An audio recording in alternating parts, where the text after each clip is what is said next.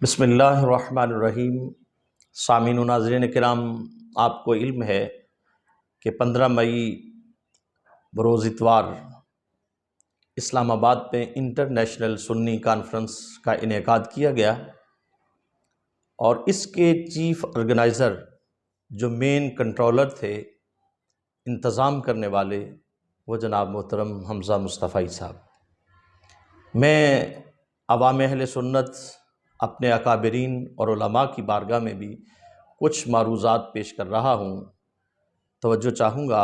ایک طالب علم ہونے کے ناطے جب اس انٹرنیشنل سنی کانفرنس کا پیغام سنا، اس کے دعوت نامے اور اشتہارات کو دیکھا تو بڑی دلی خوشی ہوئی کہ شاید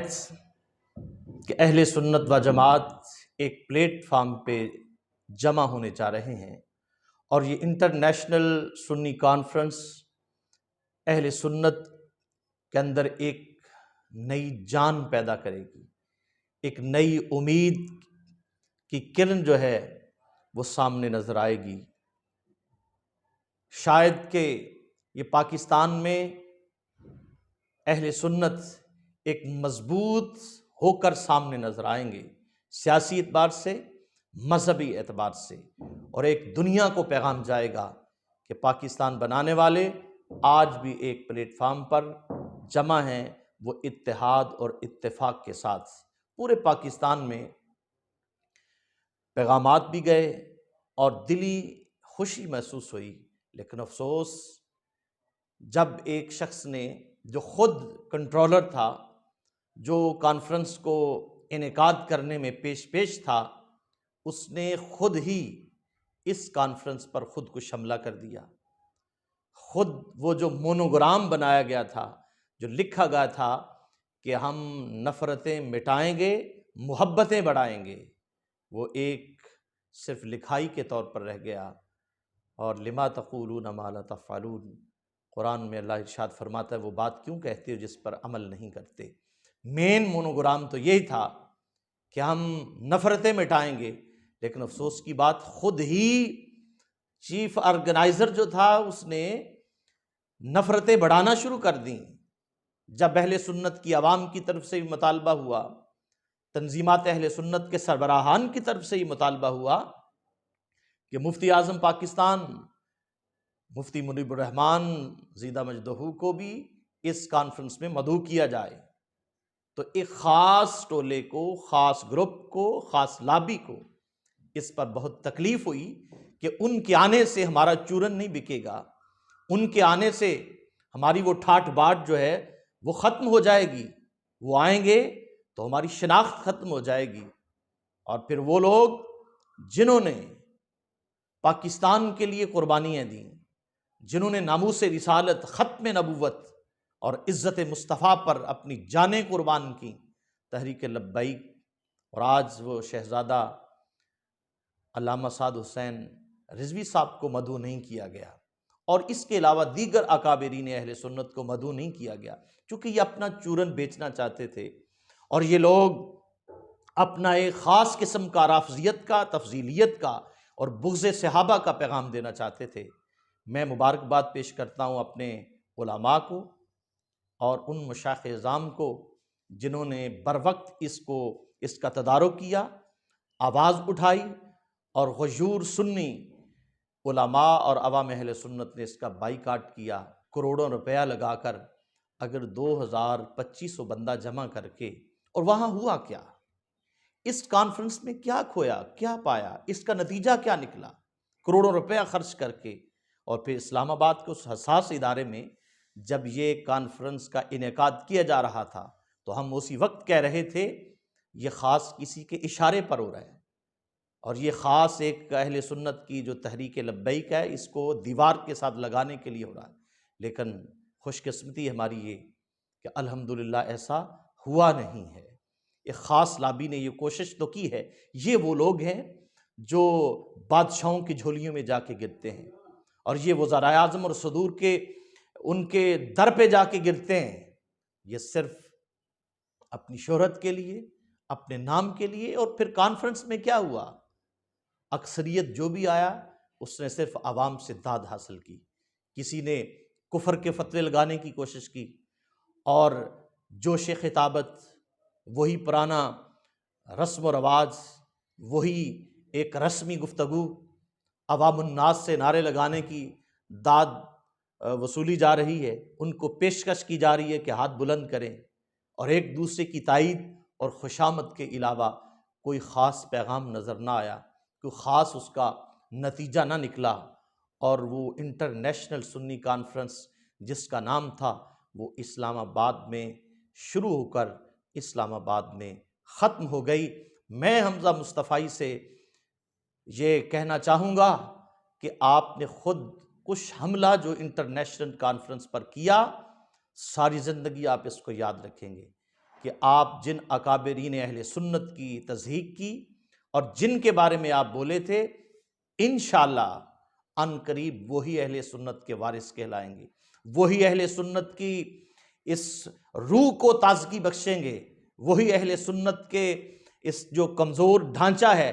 اس کو مضبوط بنائیں گے۔ ان قریب وہ وقت آنے والا ہے۔ میں اپنے عوام سے، اپنے فالوورز سے، اپنے علماء سے اور اکابرین سے یہ عرض کرنا چاہوں گا کہ مایوس ہونے کی ضرورت نہیں ہے، اعلیٰ حضرت کے وارث موجود ہیں، اور فکر اعلیٰ حضرت کی وہ جو سوچ اور آپ کے عقائد ہیں ان کو آگے لانے والے موجود ہیں، اور انشاءاللہ یہ لوگ اپنے مشن میں کبھی بھی کامیاب نہیں ہوں گے۔ اور میں اپنے ان مشائخ کو بھی یہ پیغام دینا چاہتا ہوں جو فقط خانقاہوں میں اپنے مریدوں سے داد وصولنے کے لیے اور پیسہ بٹورنے کے لیے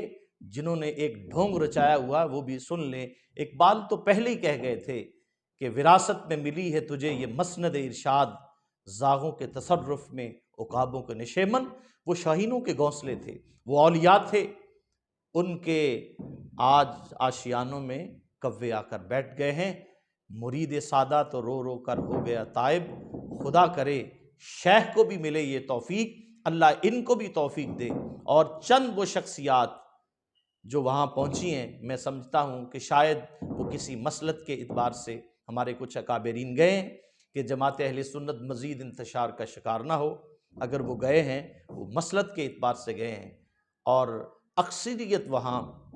جن کو مدعو کیا گیا، جن کو وہاں سیٹوں پہ براجمان کیا گیا،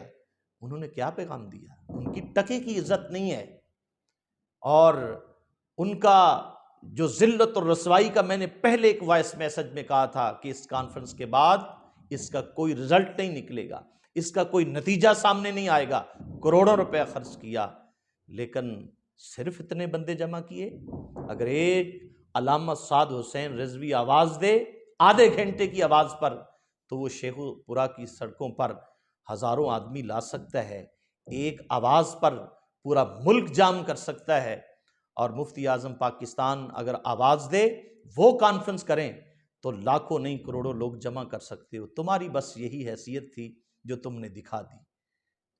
تمہارے پاس یہی کچھ تھا، جو کچھ تم سے ہو چکا، اور انشاءاللہ ان قریب یہ بھی واضح ہو گیا، اور ان قریب مزید واضح ہو جائے گا کہ صحیح جو اہل سنت ہے، حقیقی جو وارثان اہل سنت ہیں وہ کون ہیں، اور وارثان اعلیٰ حضرت کون ہیں۔ اور یہ عوام الناس پر اب تمہارا مزید چورن نہیں بکے گا، اب تمہاری یہ ڈھونگ جو تم نے رچایا ہوا یہ نہیں بکے گا۔ آج تک ہم حمزہ مصطفی کو ایک دانشور سمجھتے رہے، ان کی خدمات سمجھتے رہے، لیکن جب اس کے اندر کا وہ بغض صحابہ، وہ رافضیت، وہ تفضیلیت سامنے آئی، اور ایک خاص گروہ کے ہتھے چڑھ گیا بندہ یہ، اور ساری اہل سنت کو بدنام رکھ دیا۔ اور یہ اس نے کوشش کی ہے کہ میں شاید اس میں کامیاب ہو جاؤں گا۔ انشاءاللہ کامیابیاں یوں نہیں ملتی، کامیابیاں اتحاد سے ملتی ہیں، اتفاق سے ملتی ہیں۔ میں آخر میں پھر پوچھنا چاہتا ہوں حمزہ مصطفی صاحب، تم نے تو کہا تھا محبتیں بڑھائیں گے، نفرتیں جو ہیں وہ مٹائیں گے، اور خود ہی اس کے الٹ کیا، نفرت کو مزید بڑھایا، محبت کو ختم کیا، اور اکابرین اہل سنت کو مدعو نہ کر کے اور شہرت کے جو خواہاں تھے ان کو سٹیج پر براجمان کر کے، جن کے اہل سنت کے ہاں کوئی عزت نہیں ہے، کوئی مقام نہیں ہے، تم نے خود اپنے پاؤں پر کلہاڑی مار کر اپنا ماضی بھی جو داغدار کر لیا۔ اور میں یہ کہنا چاہوں گا کہ اب آپ اہل سنت پر ایک بدنما داغ کی صورت اختیار کر چکے ہو۔ اہل سنت کبھی بھی آپ کو اس سے معاف نہیں کریں گے جو آپ نے خود مونوگرام لگا کر اس کی مخالفت کی ہے۔ اور میں اپنے اکابرین اہل سنت خصوصی غزالی زماں حضور جگر گوشہ غزالی زماں پیر سید مظہر سعید کاظمی شاہ صاحب جنہوں نے اس کا بائیکاٹ کیا، اور علامہ فاروق خان سعیدی صاحب جنہوں نے پورے پاکستان میں اپنی وائس کے ذریعے، وائس کال کے ذریعے اہل سنت کو اس سے روکا، اور جو ہمارے اکابرین کچھ گئے ہیں وہ مسلط کے اعتبار سے گئے ہیں، ہم ان کی قدر کرتے ہیں کہ مزید انتشار جماعت اہل سنت کے اندر پیدا نہ ہو جائے، لیکن حمزہ مصطفی کو جو کچھ یہ پیغام ملا ہے یہ بہت ان کے لیے لمحہ فکریہ ہے۔ اور اپنی عوام کو آخری یہ میں پیغام دینا چاہتا ہوں کہ انشاءاللہ بد دل نہ ہوئیے، پریشان نہ ہوں۔ اللہ تعالیٰ اگر بادشاہ، وزراء، صدور اپنے گھروں میں بیٹھ جائیں اور پوری دنیا مخالف ہو جائے، اور اپنے بھی مخالف، بیگانے بھی مخالف، اپنے نبی کی عزت پر پہرا دینے کے لیے وہ ویل چیئر والے سے کام لے سکتا ہے، تو اہل سنت کو بھی مضبوط کرنے کے لیے اللہ کے ہاں بہت بڑے ایسے افراد موجود ہیں جن سے وہ کام لے گا۔ اللہ تعالی ہم سب کا حامی و ناصر۔